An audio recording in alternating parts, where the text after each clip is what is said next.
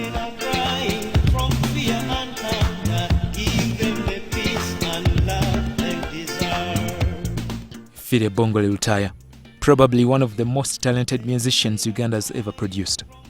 Lutaaya was good at many instruments, and his singing skill hit the peak in the 1980s when he was unmatched.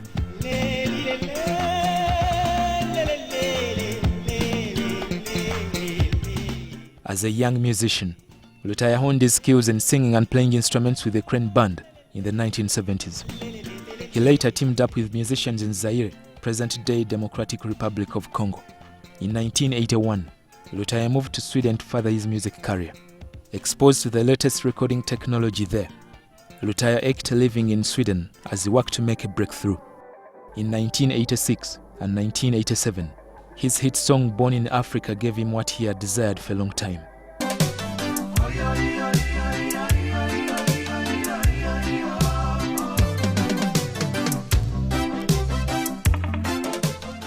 At the time, President Yoweri Museveni had just shot his way to power, and Uganda was in post-war recovery mode. People looked out for songs that could rekindle their hope. The deadly HIV/AIDS virus was quickly spreading and killing people. The toll was so high that in some districts like Rakai, which was the epicenter, hundreds of families were wiped out. President Museveni's National Resistance Army, or NRA government, had a multitude of tasks to accomplish: poverty, restoring infrastructure, and tackling HIV/AIDS. Anti-HIV/AIDS messages were disseminated to the public, but many still related the disease to witchcraft or bad luck. Lutaaya was a single father with 3 children, who he moved to Sweden in 1986. He returned to Uganda in 1988 to perform his Born in Africa song album at Lugogo. There are reports that before his big performance, Lutaaya was always in and out of hospital treating fever. When he went back to Sweden, Lutaaya tested for HIV, which turned positive. On 13th April 1989, Lutaaya became the first public figure in Uganda to declare he had HIV/AIDS. The news shocked the country. At a time, HIV stigma was at all-time high. In fact, many people strongly felt that Lutaaya was pulling stunts to sell his new music. This created controversy around his health and career. I wanted to go on shouting loud about this crisis. I ignored people who were calling me a liar, people who were calling me an opportunist. I knew time would come when they would understand. With his immunity compromised by HIV, Lutaaya contracted tuberculosis and multiple tumors that weakened him. But he pushed himself to accomplish several music tasks. Sometimes he defied doctors' advice so as to complete his songs. Lutaaya recorded a song that was to become the anti-AIDS anthem of sorts, and the most important in his career, Alone. Out there somewhere, alone and frightened.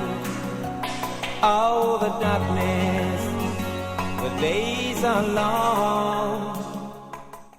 But I couldn't let up because Alone had to be completed as my legacy to Uganda and the world.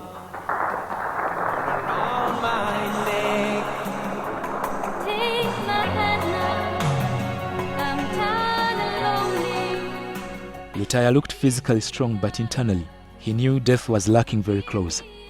He captured this well in the song. He wanted to break the fear and stigma. So, Philly, how do you feel mentally now? Mentally, I just feel the same. I'm the same man. Back in Uganda, sick and frail, Lutaaya traveled to many primary and secondary schools and addressed public gatherings to spread the anti-HIV/AIDS message. Government supported him in this campaign. In August 1989, Lutaaya was confined to a Stockholm hospital. He was now very sick. He was flown back to Uganda a few weeks later and passed away on 15th December 1989 at the age of 38. His music is very much alive, and every December, his Christmas songs top the charts in Uganda. Lutaaya was named a hero and a lifetime achiever. The Philly Lutaaya initiative, steered by his brother Abe Lutaaya, carries on his AIDS campaign. Frank Walisimbi, NTV. Akafananiko buli lwe nkalabako amazigane gagala